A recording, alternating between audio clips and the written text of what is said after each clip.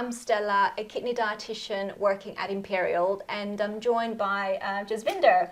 Hello, Stella. Hello, who has dialysis 3 times a week. And we're here to have a chat about how we can still enjoy eating and drinking whilst having to limit high phosphate foods in our diet. So we'll talk a bit about how diet influences the amount of phosphate in the blood. Phosphate is naturally found in plant and animal-based foods, and it's also added to food and drinks as an additive. By making simple swaps and adjustments to our diet, we can help lower the amount of phosphate that we're eating and therefore help to reduce and keep good levels in the blood. So Jazz, why don't you tell me a little bit more about the sort of foods that you normally eat? Mostly Punjabi, the main dish. They're cooked from scratch, fresh vegetables. The rotis will be cooked from flour, made into a dough and cooked fresh on the day.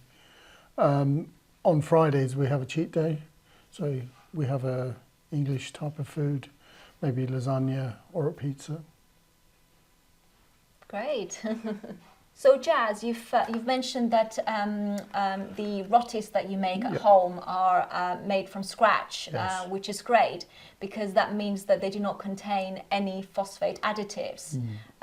Phosphate additives are added during the manufacturing process, and the industry adds these to food and drinks to help prolong the shelf life, keep the food moist, modify the texture of the foods. And we know that these types of food phosphate additives are very easily absorbed in the blood and therefore can really increase the amount of phosphate in the blood. They're usually found in ready-made products, whether that's a packaged piece of meat or fish that can be fresh or packaged or can be frozen.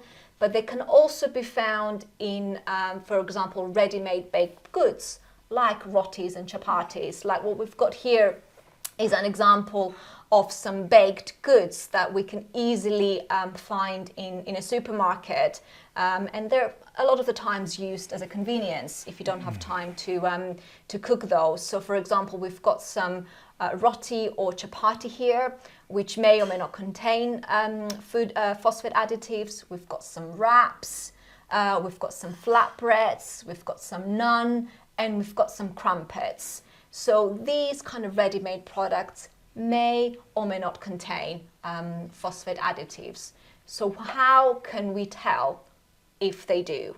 So phosphate additives generally contain the word phos in it, and some can be in numbers. We can find them at the ingredients list at the back of the nutrition label. So we've got a couple of products here that we can have a look just to see whether they may or may not contain any additives. We've got some crumpets here. What can we see from the nutrition label? So it's got a raising agent, disodium diphosphate. That's right. That's quite a common phosphate additive that can be used with baked goods. Some might have it, some might not. And looking at the wraps here, they don't really have any, which is great because we can use these as an alternative. Okay, so let's see what else have we got here. So we've got a couple of soft drinks here. And the main difference between them is the fact that dark fizzy drinks like cola, Pepsi, Dr. Pepper, they do contain phosphate additives, whereas kind of white drinks like 7-Up or Sprite or even kind of lemonade or Fanta are a much better alternative to have. Similarly, I know you don't eat meat usually, but I've just brought these two here as an example to show how even like packaged meat, for example, you can get different brands may or may not contain additives. So for example here we don't really have a phosphate additive. However, here we can see that triphosphates, the word phos Yes. being the tricky, the tip in there, Yes. is used as a stabilizer. Okay. Yeah. Yeah. So Jazz, you mentioned that you follow a kind of a lacto-vegetarian diet. So why don't we talk a bit more about dairy? Which of these foods would you regularly have in your diet? I'll have the milk in my cereal in the morning, and the paneer, cottage cheese, and the mozzarella. But processed cheeses I stay away from. That's probably a good thing, because although dairy does include phosphate, some sources, like for example the cheeses that you mentioned, contain less phosphate compared to the more processed sources like the cheese triangle or the cheese slices. Some milks contain more phosphate than others.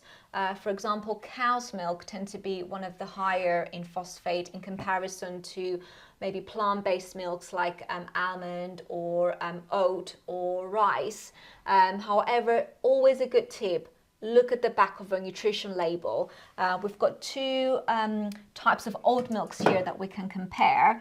As you can see here in the ingredients, there isn't really a phosphate additive ingredient. However, in this one here, you can see that as an acidity regulator, they're using dipotassium phosphate. So good tip, always look at the nutrition label. So Jazz, I know that you're vegetarian, so you wouldn't typically eat animal-based products, but I'll talk a little bit more about it so that those who do have a bit better understanding about the sources of phosphate in animal products.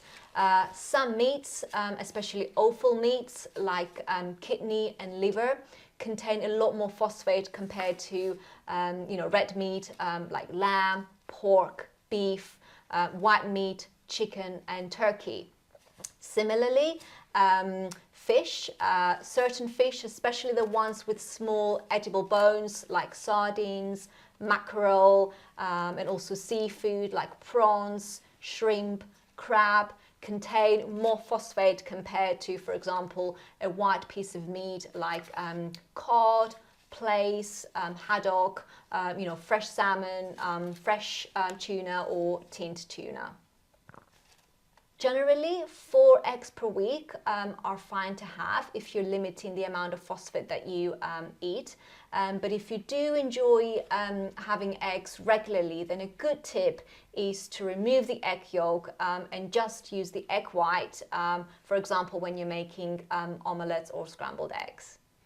Stella, I think we've missed something. I really like nuts in my diet, so what do you think about phosphate in nuts? That's a really good point, Jazz. Nuts, generally, they are considered to contain quite a bit of phosphate. However, how much of it you eat would depend on what you normally eat, in a typical day. And following a vegetarian diet, nuts generally provide a good source of protein. So be mindful of the portion, avoid the ones that are salted and roasted, and you can enjoy having them in your diet. Thank you. Jaswinder, thank you so much for your time and for having us. I hope it's been informative for you. It's been very informative. Thank you very much.